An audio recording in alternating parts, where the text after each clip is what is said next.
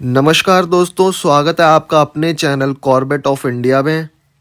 दोस्तों, आज हम बात करने वाले हैं जंगल लोर बुक जो कि जिम कॉर्बेट साहब के ऊपर है, उनके बचपन के ऊपर है। उसके पार्ट 2 की हम बात करने वाले हैं। पार्ट 2 ऑलरेडी चैनल के ऊपर आ चुका है। प्लीज़ आप चैनल की प्लेलिस्ट में जाके आप चेक कर सकते हैं। चलिए अब अपनी स्टोरी स्टार्ट करते हैं। तो जिम कॉर्बेट बोलते हैं कि अब दानसे को शक हो गया था मेरे और लड़कियों के बीच की दोस्ती को देखकर कि मेरी लड़कियों के साथ मिली भगत थी उस भालू वाले किस्से में। हालांकि जिम कॉर्बेट बोलते हैं कि मेरा सिर्फ इतना सा ही हाथ था कि मैंने लड़कियों को सुझाव दिया था कि भालू की जो खाल थी उसको धागे से ना सिलकर मजबूत सुतली से सिला जाए। पर दानसे को फिर भी शक था मेरे ऊपर। अब और कोई वजह मेरे को समझ नहीं आती कि एक दिन दानसे ने मेरे को सुबह सुबह बुलाया जब मैं अपने साथियों को सिखा रहा था कि एक पेड़ की शाखा से दूसरे पेड़ की शाखा पर कैसे झूलते हैं। और मैं उनको ये इसलिए सिखा रहा था ताकि वो मुझे शूटिंग में शामिल कर ले, शिकार पे जाने के लिए मुझे शामिल कर लें।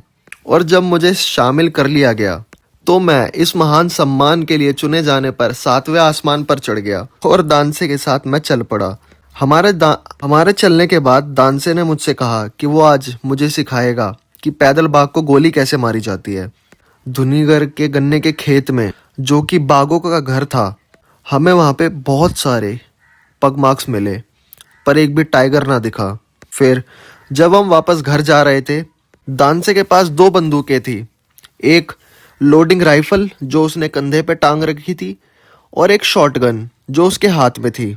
अब दानसे ने अपने कंधे से बंदूक उतारी और मेरे हाथ में रखी और मुझे आदेश दिया अपना बायां पैर आगे रखने का, से थोड़ा आगे, और निशाना लगाकर बंदूक चलाने का मुझे आदेश दिया।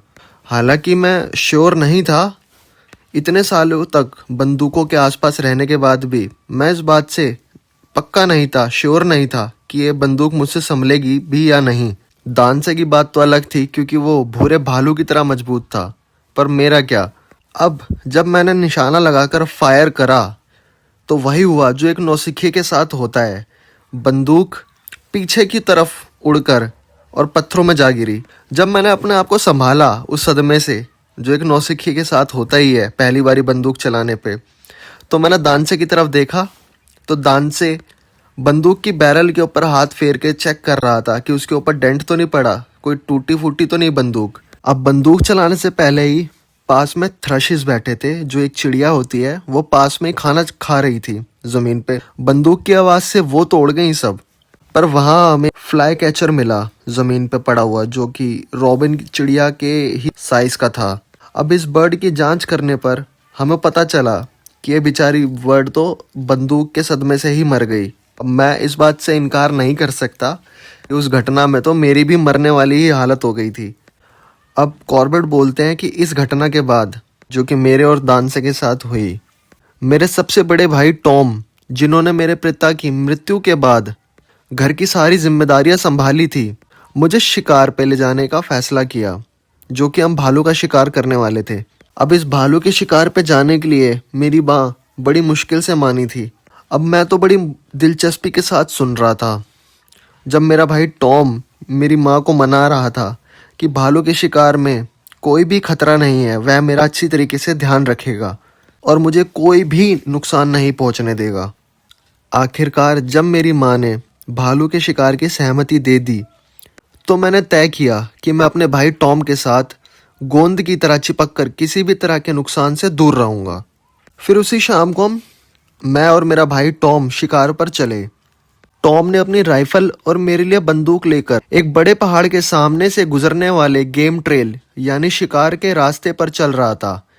अब आधा पहाड़ पार करने के बाद मैं और मेरा भाई टॉम एक गहरी अंधेरी और बुरी दिखने वाली रेवाइन पर पहुंचे। रेवाइन दोस्तों एक पहाड़ी नाले की तरह होता है, तो ये लोग वहां पहुंचे। अब टॉम रेवाइन के किनारे पर खड़ा हुआ और मुझे फुसफुसाते हुए बोला कि यह भालू के छुपने की एक बढ़िया जगह है। भालू यहाँ से या तो ऊपर जाते हैं या नीचे की तरफ ही जाते हैं यहाँ से। फिर उसने मुझे बैठने के लिए ट्रैक के किनारे एक चट्टान की ओर इशारा किया। बंदूक और 2 बॉल कारतूस मेरे हाथ में थमा दिए और मुझे चेतावनी दी कि मैं जिस भालू पर गोली चलाऊं उसे मारने या घायल करने में बहुत सावधान रहूं।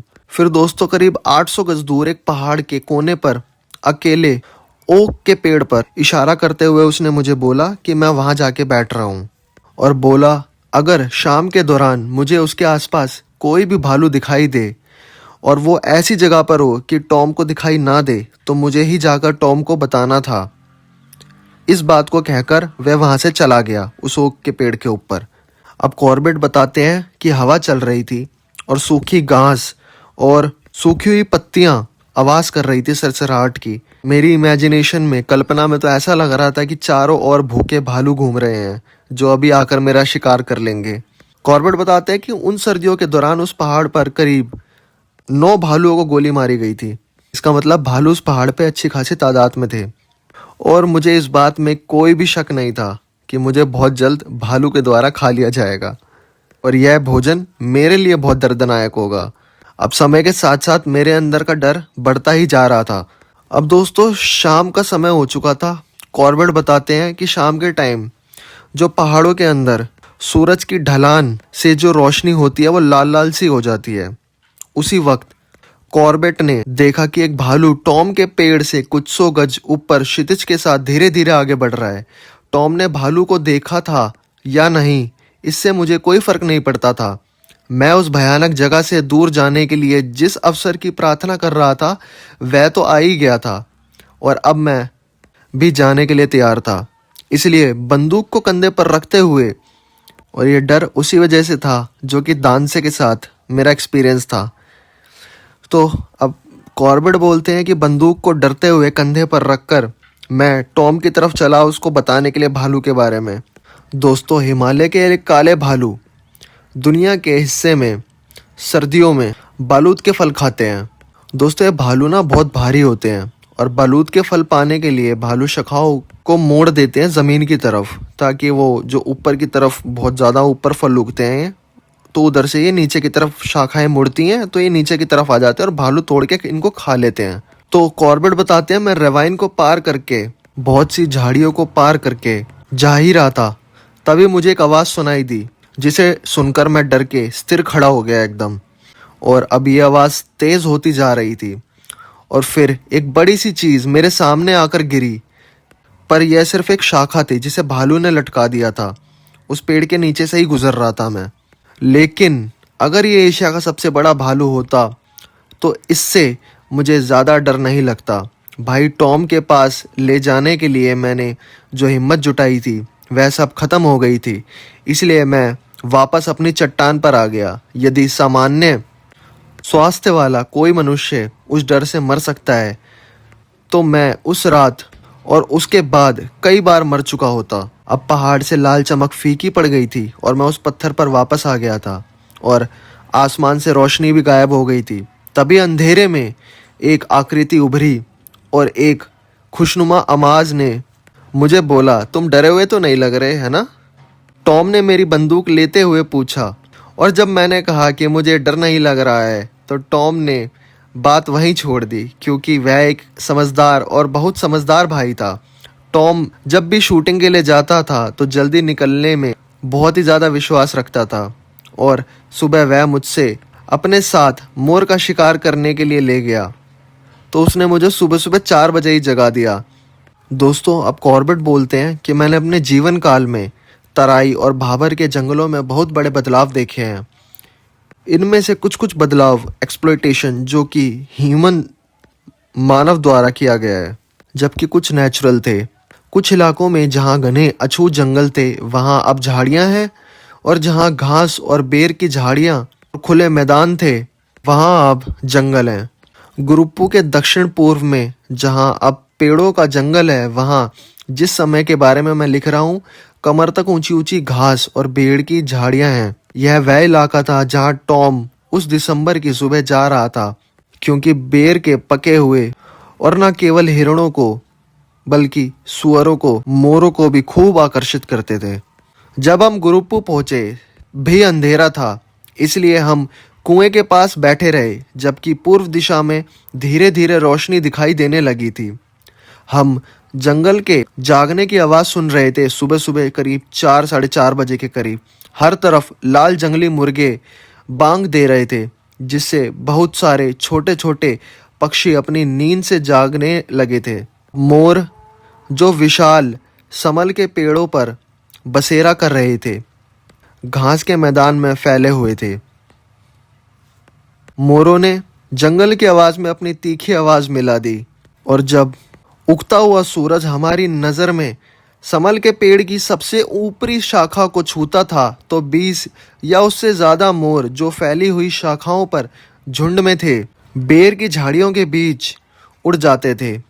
अपने पैरों पर खड़े होकर टॉम ने अपनी पाइप से राख की झाड़ी को और कहा कि हमें जंगल में प्रवेश करने का समय हो गया है। इस निचले इलाके में और लगभग 150 फीट की ऊंचाई तक ओस बढ़ जाती थी, यानी कि निचले इलाके में भी 150 फीट की ऊंचाई तक ओस रहती थी उस समय, तो विजिबिलिटी भी बहुत कम रहा करती होगी।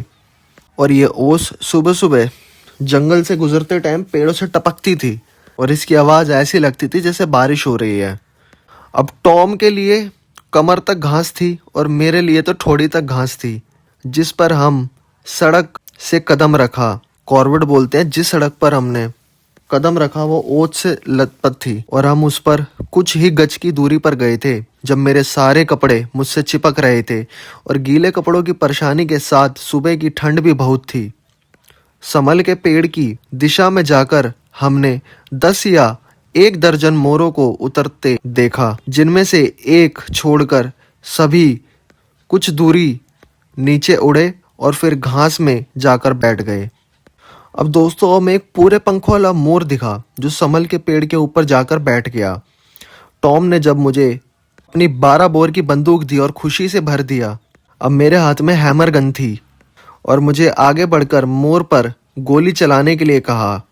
मुझे 150 गज दूरी तय करनी थी, और जब मैंने 40 गज की दूरी तय की थी तो मैं रुक गया, और जैसे ही मैंने बंदूक कोक करने की कोशिश कर रहा था, मैंने एक धीमी सी सीटी सुनी और चारों ओर देखने पर टॉम को मुझे इशारा करते हुए देखा। मेरे उसके पास वापस आने पर उसने कहा कि मैं उस जगह की सीमा से बाहर था जहां मैं रुका था, और जब मैंने उससे कहा कि मैं बंदूक चलाने के लिए नहीं रुका था बल्कि उसे कोक के लिए रुका था, तो उसने कहा कि मुझे अब तक बंदूक को कोक ही नहीं करना चाहिए जब तक कि फायर करने के लिए तैयार ना हो जाऊं, क्योंकि कोक की हुई बंदूक कहीं भी ले जाना खतरनाक हो सकता है, और खासकर घास में जहां कोई ठोकर खा सकता है या अदृश्य छेद में गिर सकता है।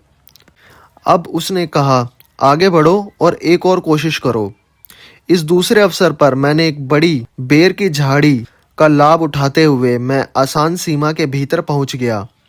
सामल का पेड़ पत्ती रहित था, उसमें एक भी पत्ती नहीं थी, लेकिन बड़े लाल फूल से ढका हुआ था, और पेड़ की मेरी तरफ की एक शाखा पर बैठा था जिस पर सूरज की तिरछी किरणों की चमक।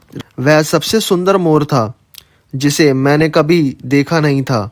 अब समय आ गया था कि मैं मोर को कोक करूं, यानी उसकी तरफ निशाना लगाऊं, लेकिन इसे उत्तेजना का हो या मेरी जमी हुई उंगलियों के कारण मुझसे ट्रिगर दबाया ही नहीं गया। और जब मैं सोच रहा था कि अब आगे क्या करना चाहिए, तो वह मोर ही उड़ गया।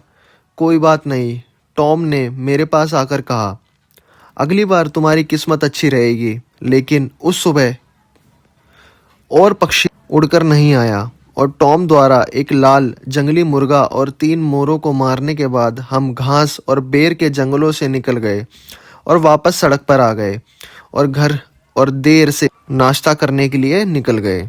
तो दोस्तों, ये था हमारा जंगल लोर स्टोरी का पार्ट 2। नेक्स्ट पार्ट हमारा चैनल पे जल्दी आएगा, कृपया चैनल से जुड़े रहें।